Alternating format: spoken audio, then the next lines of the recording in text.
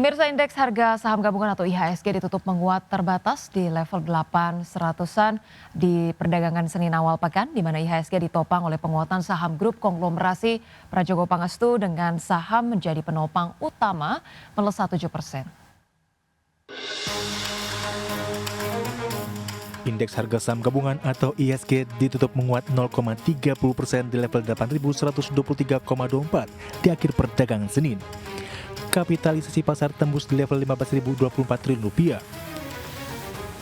Indeks sektoral dengan kenaikan terbesar sektor barang baku melesat 4,53%, sektor properti dan real estate naik 2,81%, dan sektor infrastruktur menguat 1,11%. Sedangkan indeks sektoral dengan pelemahan terdalam sektor teknologi koreksi dalam 2,74%, sektor perindustrian turun 0,39%, dan sektor energi melemah 0,23%. Saham konglomerasi Prajogo Pangestu jadi penggerak utama IHSG. Dikutip dari Bloomberg, saham Brand melesat kencang, ditutup menguat 7,2% di level Rp9.675 per saham. Saham BRPT ditutup menguat 1,90% di level Rp3.760 per saham. Saham TPIA ditutup menguat 1,96% di level Rp7.800 per saham. Saham PTRO ditutup menguat 3,01% di level Rp6.850 per saham. Selain dari saham grup Prajogo, dari barang baku emiten emas melesat di tengah harga emas kembali new all-time high. Di antaranya saham BRMS melesat 18,88% di level Rp850 per saham. Saham emas menguat 8,33% di level Rp3.640 per saham.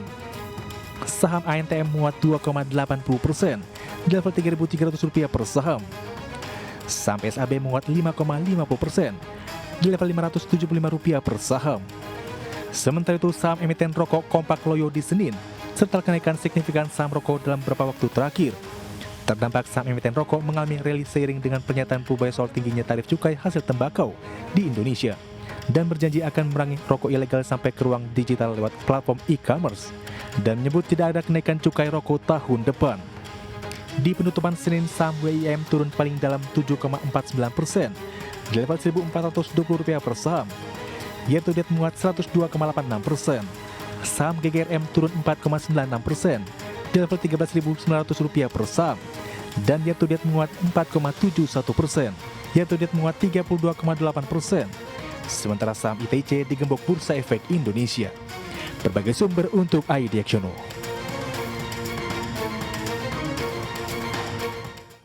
Pemirsa, Amerika Serikat kembali berada di ambang penutupan pemerintahan atau government shutdown pada Selasa malam setelah perundingan antara Presiden Donald Trump dan pemimpin Demokrat di Kongres gagal mencapai titik temu. Imbas ancaman government shutdown, ribuan pegawai federal berpotensi dirumahkan tanpa gaji. Amerika Serikat kembali berada di ambang penutupan pemerintahan atau government shutdown pada Selasa malam setelah perundingan antara Presiden Donald Trump dan pemimpin Demokrat di Kongres gagal mencapai titik temu. Alih-alih mendekat, kedua kubu justru semakin mengeras pada posisinya masing-masing. Sementara itu, ribuan pegawai federal dari NASA hingga Taman Nasional berpotensi dirumahkan tanpa gaji. Layanan publik seperti pengadilan federal dan penyaluran hibah bagi usaha kecil juga akan terganggu. Adapun masalah utama terletak pada belanja diskresioner senilai 1,7 triliun US dollar yang mendanai operasional lembaga pemerintah. Anggaran ini akan habis pada akhir tahun fiskal. Sementara sebagian besar dari total anggaran federal sebesar 7 triliun US dollar dialokasikan untuk kesehatan, program pensiun, dan pembayaran bunga utang yang kini mencapai 37,5 triliun US dollar. Pertarungan kali ini bukan sekedar soal anggaran, melainkan uji kekuatan politik. Publik yakin berada di posisi aman karena publik biasanya menyalahkan pihak yang dianggap memicu shutdown. Sedangkan Wakil Presiden J.D. Vance menuding Demokrat sebagai pihak yang menodong rakyat Amerika dengan tuntutan mereka. Berbagai sumber, Aidi Aksiono.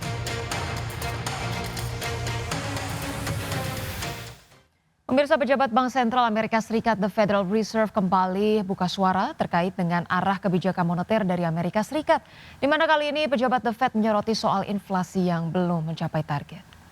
Presiden The Federal Reserve Cliff Beth Hammack menyatakan bahwa Bank Sentral perlu mempertahankan kebijakan moneter yang ketat atau restrictive stance untuk membawa inflasi turun ke 2%. HAMAG sendiri ini memperkirakan inflasi akan tetap berada di atas target untuk 1-2 tahun ke depan. Ia pun menyoroti tekanan dari sektor jasa seperti asuransi yang mempengaruhi inflasi inti, di mana sebelumnya HAMAG juga menekankan bahwa Bank Sentral harus sangat berhati-hati dalam melonggarkan kebijakan moneter yang ketat, mengingat inflasi masih berada di atas target dan menunjukkan ketahanan yang resisten.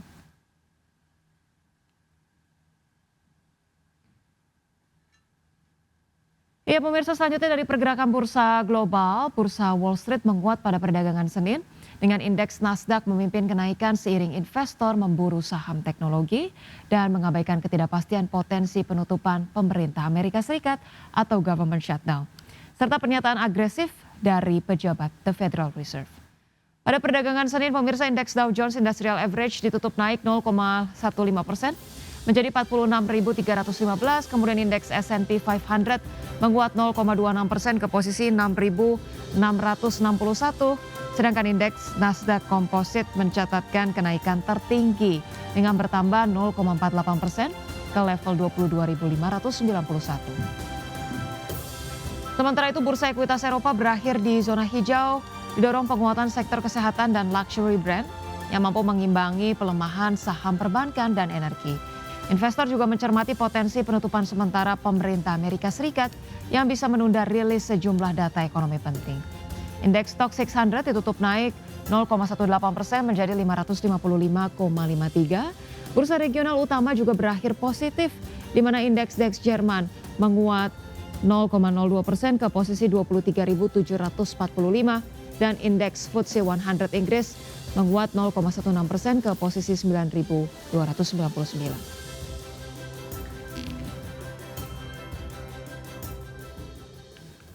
Dan pemirsa, untuk membahas bagaimana proyeksi IHSG dan perdagangan di pasar modal hari ini, kita sudah tersambung melalui line Zoom bersama dengan Reza Priyambada, Direktur dari PT Reliance Sekuritas Indonesia Tbk. Selamat pagi Mas Reza, apa kabar? Halo, selamat pagi Mbak Ocha, selamat pagi IDX Channel. Baik, terima kasih sudah meluangkan waktunya di Market Buzz IDX Channel. Mas Reza, kalau kita lihat kemarin di penutupan, IHSG menguat terbatas di 0,3%, dipimpin saham-saham konglomerasi khususnya dari saham-saham Prajogo Pangestu. Review Anda sejauh apa kemudian penguatan ini masih akan terjadi, atau sejauh apa saham-saham konglomerasi ini masih akan menjadi penguat dari IHSG sepanjang pekan ini? Silakan Mas Reza. Iya, baik, terima kasih Mbak Ocha. Ya, kalau kita lihat memang kemarin secara makro kita lihat pergerakan dari IHSG kan masih menunjukkan adanya penguatan ya gitu. Nah, seiring dengan penguatan nilai tukar rupiah juga ya, dari yang di akhir pekan ditutup di 16.700-an, terus kemudian kemarin tuh rupiah sempat mengalami kenaikan hingga ke 16.650 gitu. Nah, terus kemudian juga di sisi lain kalau kita lihat cukup banyaknya aksi-aksi korporasi dari emiten, berita-berita dari emiten yang cukup positif ini juga memberikan sentimen positif terhadap IHSG gitu. Nah, termasuk juga kalau kita lihat beberapa saham yang tadi sudah Mbak Ocha sampaikan, saham-saham dari grup Prajogo Pangestu yang mengalami kenaikan ini juga cukup mendorong IHSG bergerak di zona hijaunya seperti itu, Mbak. Baik, selain daripada tadi ada penguatan dari saham-saham Prajogo Pangestu, ada juga kekuatan dari kemudian aksi-aksi korporasi ya. Terkait dengan saham-saham Prajogo Pangestu sendiri, kalau ada brand yang kemarin menguat signifikan ya, kemudian juga ada BRPT, PTRO, Anda melihat penguatannya masih akan berlanjut ataukah justru sudah waspada untuk profit taking nih Mas Reza? Iya, saya melihat kalau dari sisi teknikal maupun dari sisi news yang ada, kita melihat masih ada potensi untuk kembali melanjutkan penguatan ya ini, karena kalau kita lihat kan sebenarnya berita yang ada pun juga sebenarnya masih cukup positif ya gitu ya. Misalkan seperti brand gitu kan, kemarin kan sempat mengalami kenaikan hingga menyentuh level tertingginya itu di 9.950 ya gitu. Nah, itu sebenarnya kalau kita lihat dari dari sisi teknikalnya pun juga sebenarnya masih ada potensi untuk kembali melanjutkan penguatan gitu. Nah, tapi di sisi lain mungkin bisa saja kenaikan kemarin ada juga yang memanfaatkan untuk aksi profit taking kan gitu. Karena kalau kita lihat dari yang sebelumnya pergerakan brand di harga 9.025, terus kemarin dengan adanya berita positif terkait dengan aksi korporasi kemudian melonjak hingga ke 9.950, pasti juga menawarkan return yang cukup menarik kan gitu untuk pelaku pasar yang ingin profit taking ya. Walaupun secara news maupun secara teknikal sebenarnya masih ada potensi untuk katakanlah brand bergerak menuju target resisten berikutnya itu di level antara 10.050 hingga 10.250, Pak.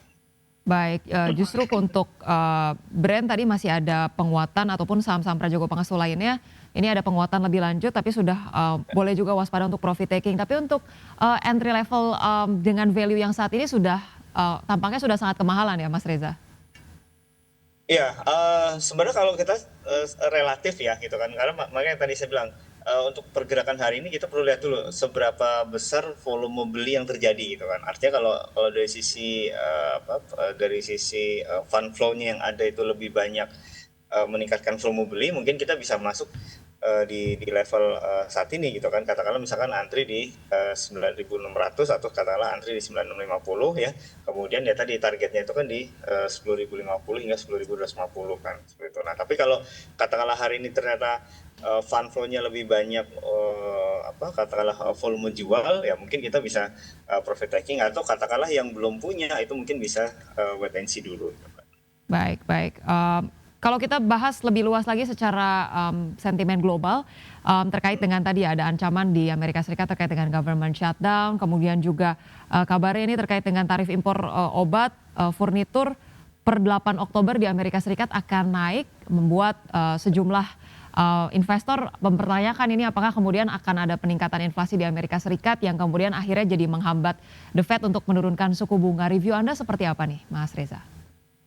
Iya, memang kalau kita lihat kondisi makroekonomi di US ini kan akan ditanggapi beragam ya gitu. Artinya di satu sisi misalkan ketika ekspektasi dari para pelaku pasar terjadinya ekonomi shutdown, maka timbul persepsi atau katakanlah pemikiran dari sebagian pelaku pasar bahwa jangan-jangan nanti nilai tukar US dollar ini akan turun gitu. Nah, artinya kalau nilai tukar US dollar itu turun, maka nilai tukar rupiah kita kan bisa terapresiasi kan gitu. Itu kalau dari sebagian pelaku pasar gitu. Tapi di sisi lain mungkin sebagian pelaku pasar lainnya mungkin berpikir bahwa kalau ekonomi Amerika Serikat yang terjadi shutdown, terus kemudian belum lagi permasalahan tarif gitu kan, terus kemudian terkait dengan permasalahan yang ada di antar pemerintah dengan The Fed juga gitu kan. Nah, ini mungkin akan memberikan dampak yang tidak baik terhadap ekonomi Amerika Serikat secara keseluruhan. Karena ini artinya ada beberapa atau katakanlah ada sejumlah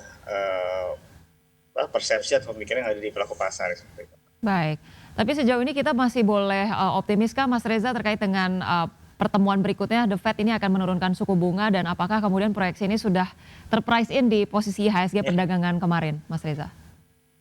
Iya, nah kalau ekspektasi dari pelaku pasar itu kan ya melihat dari potensi inflasi yang ada di Amerika Serikat itu kan, maka banyak berharap gitu kan, pelaku pasar itu banyak berharap bahwa The Fed itu bisa kembali menurunkan tingkat suku bunganya kan gitu ya, paling tidak 25 basis point lah gitu. Nah tapi di sisi lain tentunya The Fed dengan ya independensinya pasti punya pemikiran sendiri kan itu, bahwa apakah kemarin gue udah nurunin suku bunga gitu, masa gue sekarang harus nurunin suku bunga lagi sih, karena kita punya pertimbangan A, B, C dan segala macam. Nah ini yang masih menjadi pertanyaan dari pelaku pasar gitu. Tapi kalau dari sisi ekspektasi atau harapannya, pelaku pasar masih berharap tingkat suku bunga di US itu bisa kembali mengalami penurunan seperti itu, Mbak. Baik, masih ada ekspektasi yang cukup optimis dari pelaku pasar mencermati The Fed yang diperkirakan masih kemungkinan akan menurunkan suku bunga, tapi masih cenderung wait and see dengan dinamika politik di Amerika Serikat yang ada. Mas Reza, kita masih akan bahas dialog kita usai jeda berikut ini.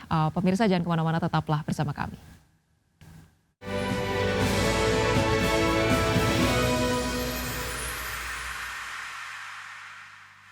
Baik pemirsa, terima kasih Anda masih bersama kami, dan sebelum kita lanjutkan dialog kita pada pagi hari ini, kita akan lihat terlebih dahulu bagaimana pembukaan IHSG di 3 menit pertama perdagangan pagi hari ini.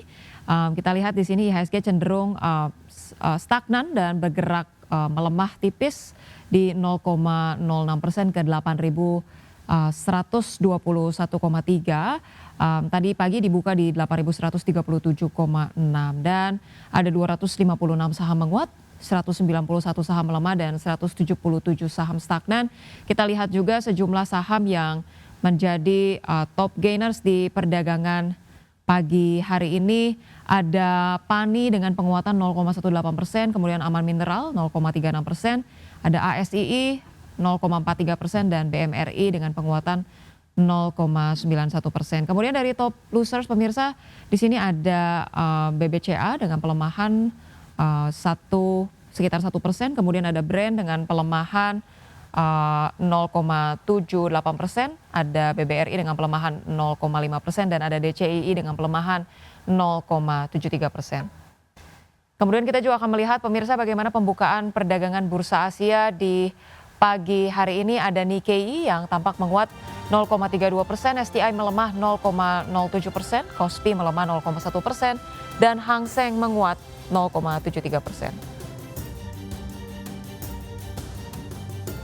Baik, kita bergeser ke saham-saham pilihan yang direkomendasikan untuk perdagangan hari ini. Ada BKSL, ada WIRG, kemudian ada BSDE dan juga ada PTPP dengan masing-masing rekomendasi buy.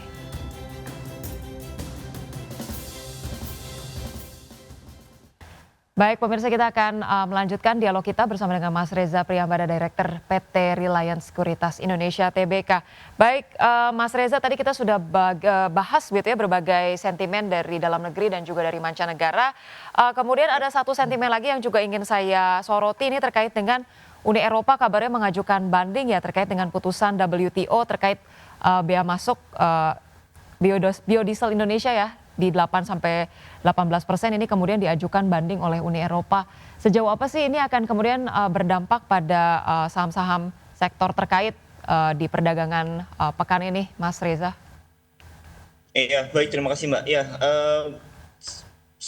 salah satu sentimen yang ada di emiten sawit ini kan ya selain dari masalah perpajakan, kemudian kebijakan pemerintah juga, ya ini juga terkait dengan kemampuan mereka, seberapa besar mereka bisa mengekspor ke luar kan gitu. Nah, di antara restriksi itu kan adalah ya tadi ketika mereka masuk ke pasar Eropa, kemudian mungkin ada penolakan atau ada restriksi dari Eropa yang menganggap bahwa energi dari sawit ini bisa merusak lingkungan gitu, sehingga mereka akan menerapkan sejumlah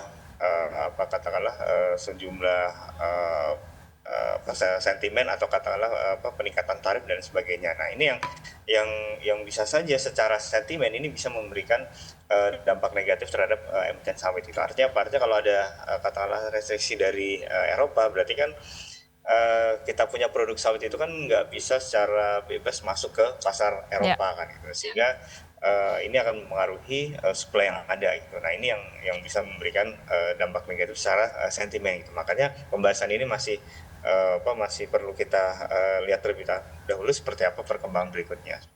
Baik, tadi kemudian dari Uni Eropa yang mengajukan banding ini masih cenderung wait and see, tapi kemudian bisa ada potensi proyeksi yang cukup negatif untuk saham-saham CPO begitu ya. Mas Reza, kalau begitu di pekan ini data-data apa saja sih yang kemudian akan menjadi perhatian dari investor? Kalau tidak, tadi kita lihat pagi-pagi sampai dengan saat ini IHSG masih bergerak cenderung stagnan gitu ya, tapi kemudian tadi ada pelemahan cukup terbatas. Proyeksinya untuk pekan ini akankah optimis atau seperti apa nih, Mas Reza?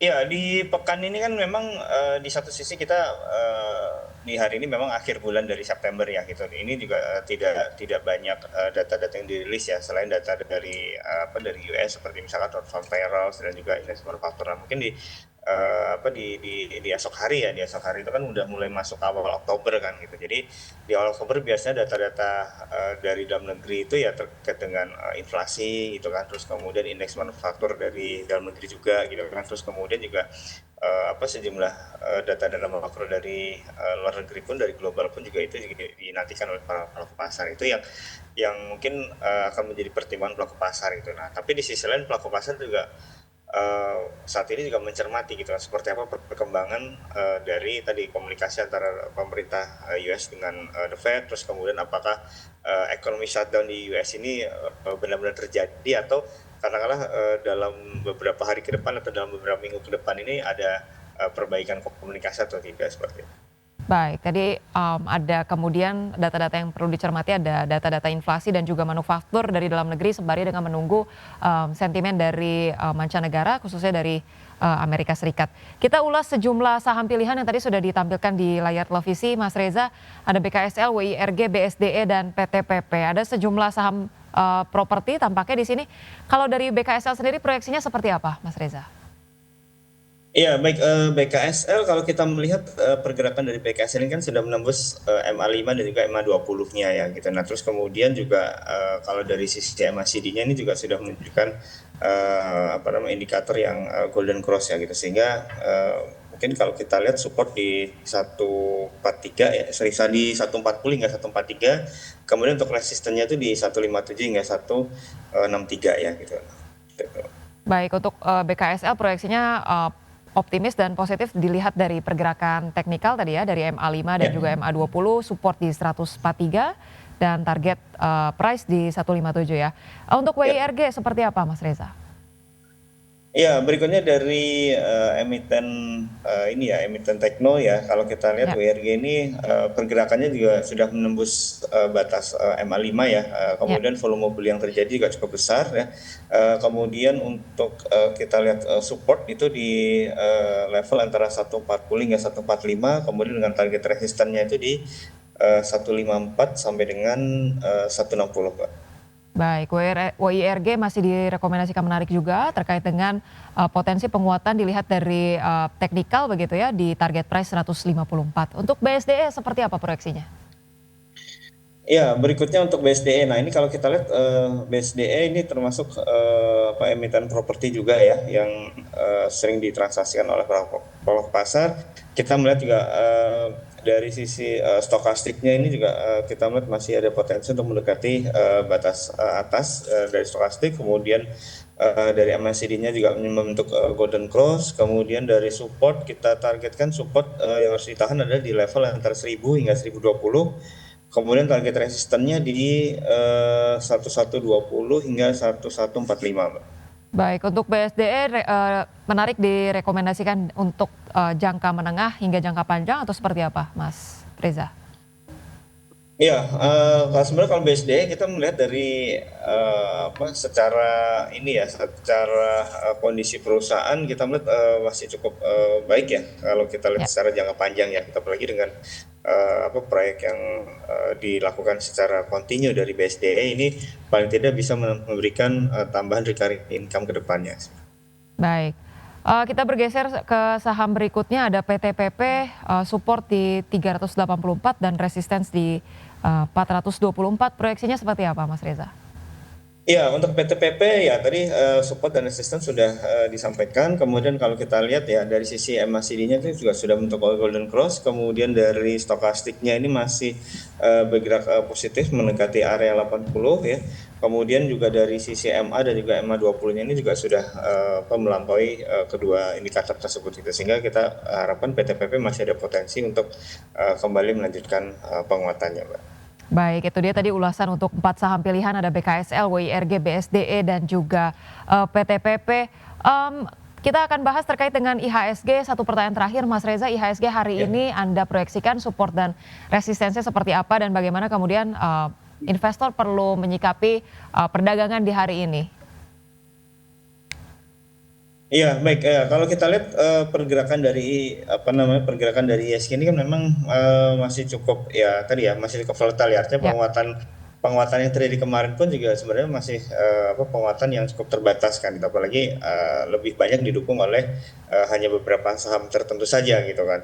Nah, ini juga yang tadi di awal saya sempat sampaikan bahwa penguatan yang cukup terbatas itu juga artinya bisa saja rawan terjadinya profit taking gitu. Nah, tapi kita harapkan pergerakan dari IHSG ini masih bisa ditahan di supportnya itu di level antara 8.070 ya, 8.070 hingga 8.095. Kemudian untuk target resisten berikutnya itu di level antara 8145 sampai dengan 8165.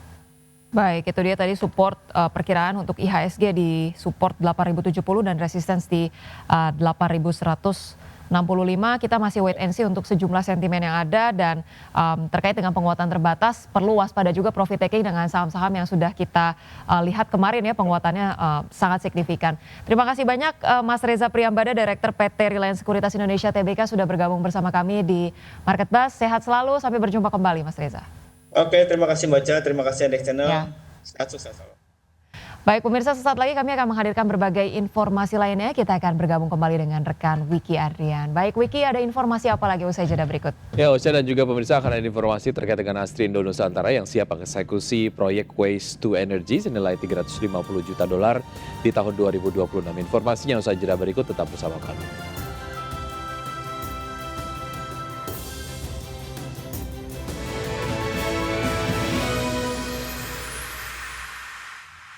Ya, pemirsa terima kasih Anda masih bersama kami di Market Buzz. Pemirsa, emiten penyedia jasa penambangan PT Astrindo Nusantara Infrastruktur Tbk menyampaikan akan mulai menjelaskan proyek Waste to Energy senilai 300 sampai dengan 350 juta dolar Amerika di tahun 2026. Direktur Utama Astrindo Nusantara Infrastruktur Raymond Anthony Gerungan mengatakan perseroan telah menjalani proyek seperti Waste to Energy sejak lebih dari 3 tahun yang lalu.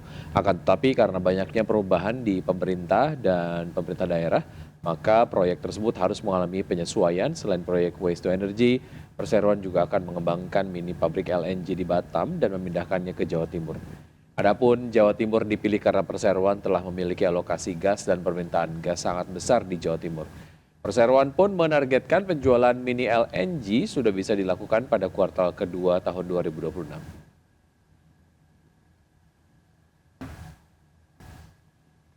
PT Buana Lintas Lautan Tbk atau BUL resmi mengumumkan akan melaksanakan penambahan modal tanpa hak memesan efek terlebih dahulu atau private placement. Ya, keputusan ini merupakan tindak lanjut dari hasil Rapat Umum Pemegang Saham Luar Biasa atau RUPSLB pada 15 September 2025. PT Buana Lintas Lautan Tbk atau BULL resmi mengumumkan akan melaksanakan penambahan modal tanpa hak memesan efek terlebih dahulu atau PMTHMETD atau Private Placement. Keputusan ini merupakan tindak lanjut dari hasil Rapat Umum Pemegang Saham Luar Biasa atau RUPSLB pada 15 September 2025. Perseroan akan menerbitkan 1,4 miliar lebih saham seri B dengan nilai nominal Rp100 per saham. Seluruh saham tersebut akan diambil alih oleh Fortune Street Limited dengan harga pelaksanaan Rp180 per saham. Dari aksi korporasi ini, BULL akan memperoleh dana segar sebesar Rp253,5 miliar. Dengan demikian, modal ditempatkan dan disetor akan meningkat dari 14,08 miliar saham menjadi 15,49 miliar saham. Rencana pencatatan saham baru di Bursa Efek Indonesia dijadwalkan pada 6 Oktober 2025, sementara pengumuman hasil pelaksanaan akan dilakukan pada 8 Oktober 2025. PT Buana Lintas Lautan Tbk atau BULL adalah perusahaan kapal tanker minyak dan gas di Indonesia yang didirikan pada 12 Mei 2005 yang melayani kebutuhan jasa transportasi minyak, gas, dan kimia domestik. Berbagai sumber untuk Adis Channel.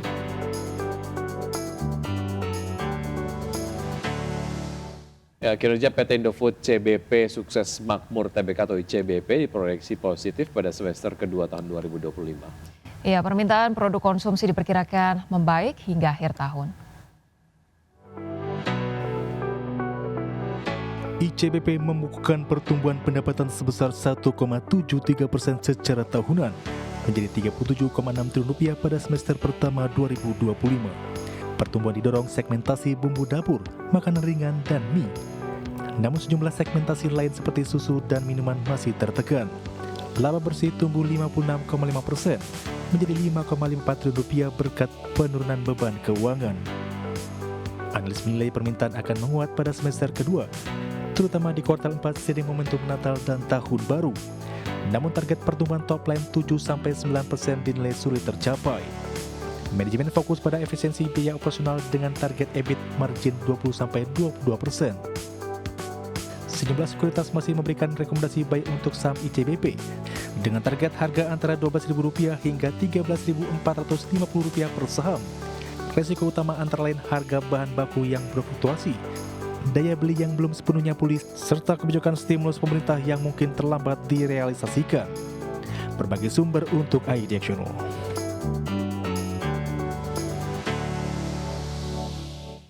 Dan pemirsa, berbagai informasi menarik lainnya akan kami hadirkan usai jeda berikut ini. Tetaplah bersama kami.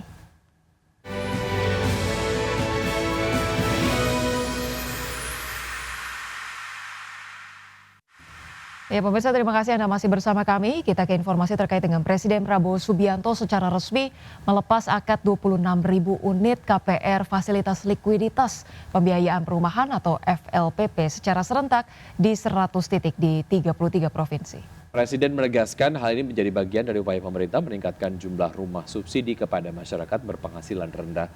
Serah terima kunci KPR FLPP subsidi yang dipusatkan di perumahan Pesona Kahuripan 10 Cilengsi, Bogor, Jawa Barat ini merupakan bagian dari program 3 juta rumah yang dicanangkan Presiden Prabowo. Presiden mengaku bahagia telah mewujudkan keberadaan rumah subsidi bagi masyarakat berpenghasilan rendah atau MBR. Presiden didampingi oleh Menteri Perumahan dan Kawasan Permukiman Marwarar Sirait dan Komisioner BP Tapera Heru Pudio Nugroho ini mengungkapkan bahwa akad massal ini melibatkan 25.000 unit rumah bagi masyarakat berpenghasilan rendah fixed income maupun non-fixed income, 39 bank penyalur serta berada di 90 titik lokasi.